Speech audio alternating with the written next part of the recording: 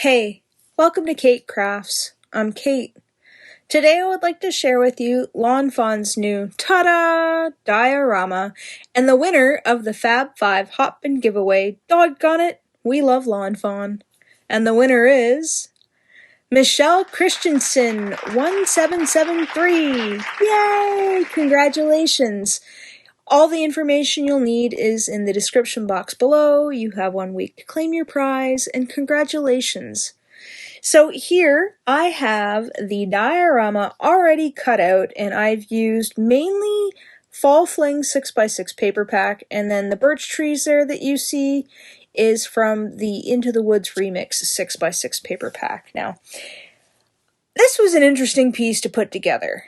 I had to watch the video a couple of times as I wasn't too certain as to the real estate I would have putting this together, and we will get to that in a bit. So here we have some of the fall fling that we've used to cut out the little window pieces or the curtain pieces, or I'm not sure what these pieces are called. Now in the video they said that these little foot looking pieces have to point towards the bigger part of the folded paper here. And I don't have the proper technical terms for this, so you'll just have to bear with me. I'm sure Fawn has the proper terminology for these little feet-looking things, but I don't, so we're going to go with this. So here you can see that small piece, and then I'm taping it down to the middle piece, and then we will have the bigger pieces on the end with nothing on them. So we've got these slots right here, and these slots are supposed to be for, I guess, the ground. And these pieces move. Which, I mean, I knew they moved, but you'll see in a bit. This was kind of interesting, this diorama. I'm still on the fence about it because it's new and I quite haven't mastered it. I mean, I really do love the platform pop-up, and I wish they would make more in different shapes because that would be a lot of fun. So what I'm doing here is I'm just lining these up, and you'll see here that they go on top. Now, I was being a little extra while I was doing this because the first time I did it, I didn't quite line everything up, and it was kind of aggravating. So what I'm going to do here is I'm just going to take some of this washi tape. It's the Ghoul's Night Out. It's the new one from Fawn. I just thought it was absolutely adorable, and I absolutely needed it. Not that I needed it, but I needed it. You know what kind of need I'm talking about, right? You see something, and it's like you don't really need it, but you need it. Well, that was one of the things that I really needed. So my Barely Art glue was clogged up, and I didn't have the pin to unclog it, so we're just going to use some Fawn glue and some tape runner. Now, from what Kelly Marie said in the video, you could just assemble this with tape runner, but because I like to double stick everything, we are going to use both. Now, I struggled trying to get this lined up. I don't know why I couldn't get it lined up. It just was not playing nice with me. I'm not sure what I was doing wrong, and then I just said, you know what, we're going to do it one more time, and we are going to let it be. So once I've got that down, I'll fold that over, and nope, gotta glue it down one more time because I pulled it up way too many times. Okay, so this is going to be the final countdown. Doodaloo-doo, doodaloo-doo-doo. Alright, I'll stop. I'll see myself out. Please don't unsubscribe. So once I've got those pieces glued down, we are going to take our little slots. Now you can fold down both of those to slot them in, but I found that I had a hard time doing it that way because I actually initially assembled this just out of white cardstock just so I can understand the mechanics of it. And then I decided to go big with the paper pad, which I realized too late that I only had one piece of the dark green with the colors on it from the Fall Fling, and I was a little bit sad about it, but you know, it happens. Sometimes you wreck it. So here we are going to take our little stabilizer pieces, and we are going to glue them on the back of this. Now, I left in this footage so I knew what was up and what I understood. And this isn't the piece that I actually mess up, it's the other piece, and we'll get to that in a little bit. I wanted to leave that in because this is a brand new die, and sometimes we get a little, what's the word, intimidated by doing these interactive dies. I know I've got a couple of interactive dies that I've taken out and I've cut apart, and then I've gotten paper out, but then I put them back into their envelope and tuck them back away. Only later to pull them out, think about it, and then put them back, because I just find them a little intimidating. And I'm sure once I figured them out, they would be just fine. But, maybe one of these days I will get around to doing a series of what intimidates Kate. See what I did there? Intimidate Kate. Sorry. Maybe I'll do an interactive series where I very painfully motion through putting together the ones that I am quite afraid of. So here you can see here, ta-da! I've got everything lined up. Everything looks nice. I like that green paper, but I end up screwing it up. So here I've got some images that I had colored with some new Ohuhu markers that I'd gotten, and it was just me playing around, and I thought that I would use these images that I'd colored. Now, I don't have all the numbers that I used for this, so I'm sorry, but I'm going to start working with the Ohuhus a little bit more just to get a better understanding of them and to see how I can translate the Copics into them. Now, I know Inky and Scrappy has lists on her blog that explain a little bit better with the Ohuhus, because there's really not a whole lot of information out there with the Ohuhus, unless I'm daft and I don't know what I'm talking about, which, it could very well be.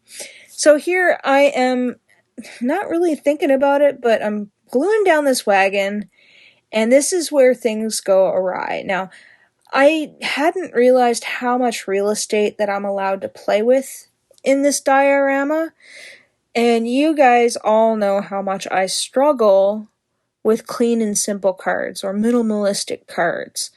And this is where I let the cat out of the bag. So I'm gluing all these guys down, trying to figure out where I want to have them. I'm thinking this little gnome girl is going to be raking up all these leaves because, it's fall, or it's going to be fall soon, and with fall comes the changing of the colors and the leaves, and I really love all of autumn's colors. I think they're wonderful, and yeah, see what I'm doing here? It's not going to fold down properly, so I got to move her over as best as I could.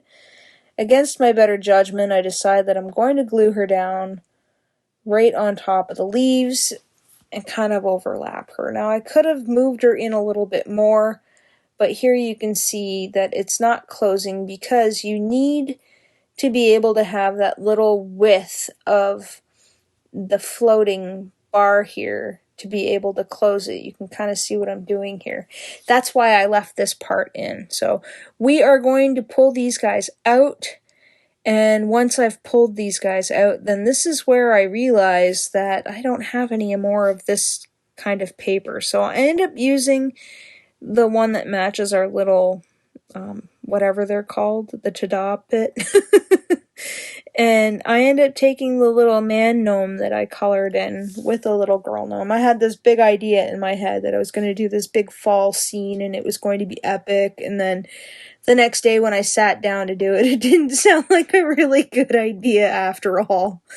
So I didn't end up using these guys for that purpose, and I thought I would just use these guys for the diorama card that we're doing today. So here I'm just lining everybody up to see how I like them, making sure that I'm not overloading these little floating bits here. I mean, they are little floaters because they've got to be able to move around, right? So again, I'm just slotting these guys in, pulling up the tabs, and making sure that I can close them and then that bar can move freely. And I will do the same to this one. I will slot it in again and pull up the tab, slot it in, pull up the tab, and then we will glue down our little mushroom right there. So it kind of looks like he's reaching out for the mushroom. So I'll plop that down there, and it drives me nuts because I want to add so much more, but you won't be able to close it. So if that could help you at all when you're assembling these, do not overload the floating bars with images because they won't close. So with all these extra images I have, I decide that I'm going to take them and glue them on the outside just to kind of add a little bit of interest. So I'll add a little dollop of glue, and I'll glue the two mushrooms together and hold those nice and tight with my reverse tweezers, and then we'll take this big fatter mushroom and we will glue him on the outside. Now, I used Gnome, Sweet Gnome, and Oh Gnome. Oh, was it? Yeah, Oh Gnome that I used for this, yeah. I like that set. I don't get to use them that much. You know, maybe around Christmas I'll be able to use the gnomes a little bit more and color them kind of like Christmas elves or something, but I like using them for fall. I love fall, again, like I said. The colors are great. I love the red color that I did for the mushrooms. I really need to write down the Ohuhu markers that I used for this because it was an odd combination for me. I mean, some of the Ohuhus I can spot right away in regards to how closely they resemble Copics. So here we go. We've got this all set to go. Now I need a sentiment. So I'm using a sentiment from one of the, I can't remember the name of it. One of the stamp sets. I think not Flying High. No. I can't remember. Anyway, I'm kind of selectively stamping, so I'm going to mask off the first half of this stamp. And this stamp is from Oh Gnome. So it says So Mush. So once I've got that down, then I will take the thank you from the other set, which has eluded me for some reason. There's plenty of thank yous that are in the Lawn Fawn series, so I'm just going to stamp that out, and then we are going to use the little banner die that comes with the set, and we are going to cut that out. So again, we're going to take a little bit of the low-tack tape here, the Ghoul's Night Out, cut that out off camera, and we have a perfect little banner. So I want that to kind of overhang, so all I'm going to do is I'm going to take some of the Lawn Fawn glue and just go along the edge here with the glue. Not all the way down, just enough that I could line up the middle of that banner cut, where the like inverted arrows are, and line that up to the card itself, as you can see. Sorry, that wasn't very elaborate. Then I'll put a brick on it and let that sit for a minute, and then here we go. Ta-da! That was quite the struggle. So here you have my finished card. Open, open, yay!